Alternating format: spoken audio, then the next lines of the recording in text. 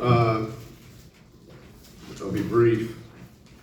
Hats off to Willie, Coach Fritz, and his outfit. I've had a ton of respect for him ever since I got into coaching. So that's a hell of a team led by a hell of a man and a hell of a quarterback too. And I've got a feeling they're going to have something to say in this conference title race as we head down the stretch. As for us, really actually proud of our fight. I know the scoreboard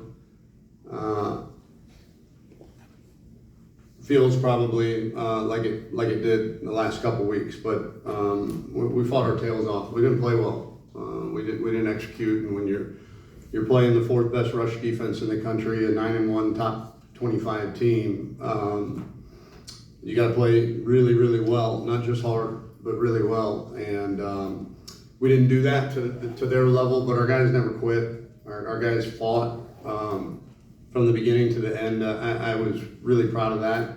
But when you play in the span of whatever it was, 3 out of the last 5 weeks, we played arguably, if not on paper, the 3 best defenses in our conference, and haven't played well offensively. And I thought early in this game, getting some rhythm offensively was good, certainly compared to 4 straight 3-and-outs.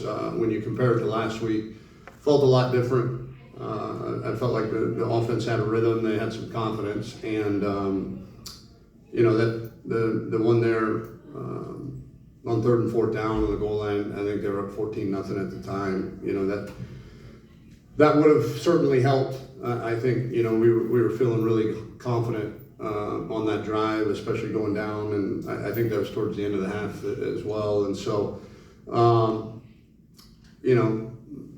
my understanding of the way those plays are supposed to be officiated is if they're unsure, it's supposed to be called complete, and then let the booth overturn that, but called it incomplete, and unfortunately there wasn't enough on video to overturn that, and came away with nothing, and I think honestly that hurt.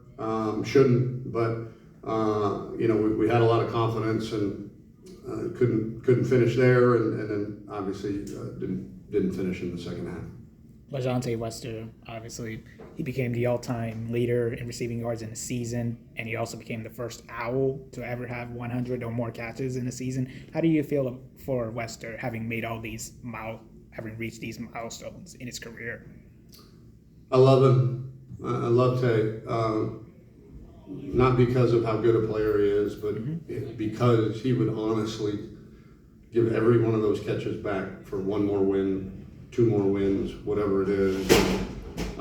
He is a ridiculously competitive dude that gives us everything, gives us university everything he has, literally every day, from practice to film session to, he's that much of a dude, if you will. And when it comes to this game, and for him to have the success that he's having, and knowing he's doing it,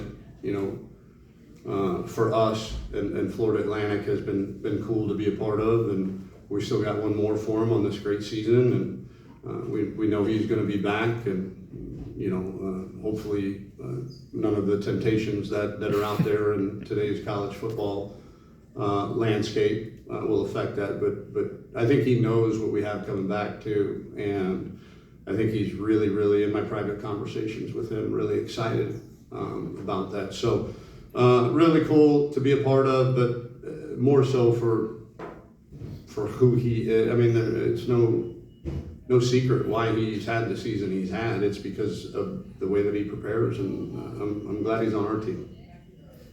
You mentioned the drive right before the half. You drive it all the way down the field, you come up empty. It seems like the margin for error for this team and this offense is so small. We're not good enough. Those opportunities, you've got to be able to cash them. Yeah, I think that's a great way to put it, Frank. We're not good enough yet to live in those margins, right? We can't afford those margins of errors because they're so slim for us, and we don't have to be perfect I don't ever want a player taking the field thinking he's got to be perfect. He doesn't. And there's nobody on our schedule that dictates that we need to be. But we do need to execute offensively at a much higher level of consistency. But yeah, that was a big blow for sure. You mentioned the fight, particularly after the onside kick and then the turnover on downs, and the defense. You see the way Jalen Wester plays, and after he made a play, the will was still there. Oh, absolutely. And again, I know they scored 24 points, but 336 yards, however many yards per carry on the ground. I think they only rushed for 84 yards, I think. And so, yeah, I thought the defense played well. Obviously, the big plays and some third downs early in the game hurt. But we played well enough on that side of the ball, especially, number 11 is a hell of a receiver, and we know how good that quarterback is. He's the reigning American Player of the Year for a reason, and we made it a pretty good homecoming for him. But yeah, I thought our defense, to live through what they lived through in Birmingham, to come back to these next two games and play as well as they have, I've been pleased with that side of the ball. Looking at the stats, Tulane 4 or 5 in red zone, scoring 3 or 4 in fourth downs, and allowing 5 sacks. What were some of the difficulties that this team was having against Tulane with your observations that you were making throughout the whole day? Well, I think, if you go back and you watch our previous 10 games, even defensively, there's quote unquote guys that are open, and a lot of times, you fluster a quarterback enough that they don't find them a lot. And Pratt's a different animal, though. He finds them. He's seen a lot, played a lot of football, and so I think some of our warts a little bit on defense got exposed there by a really good quarterback that could find some missteps, and then offensively. I know you looked at the 5 sacks. I haven't watched the film, but I felt like a lot of those were for one reason or another, other than the offensive line. And I know there was one where I think our left tackle got beat pretty bad, but other than that, I thought they held their own. But when they're dropping 8 because you're behind the sticks, that's a difficult place to be against a team like them that can rush the passer fairly decently with just 3 guys too. Obviously, the goal is to beat Rice next week, but because the Owls are not bowl eligible, what are you really looking at of your guys next week for the final time this season? Well, this is uncharted territory for me as a head coach. So I just told them after the game what was on my heart, which was we all got a job to do, and my job is to get up tomorrow, evaluate what we did well, what we didn't do well.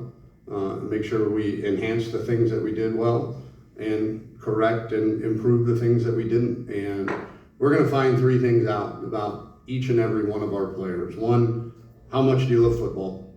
2, how much do you love to compete? And then 3, the most important one, how much do you love each other? Because we got a group of guys, seniors in there that we would love.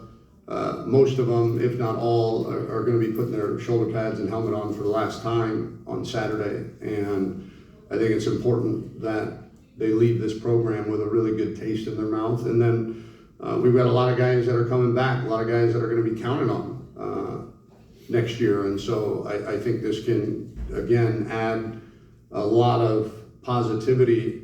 But also, I think, glasses half full me, we're going to get to see a lot of guys' true colors too. And there might have been some guys that had us fooled the first 11 weeks. And there's going to be a lot of, like I said, exposing of real guys or not real guys. All right. Thank you, Coach. Thank you.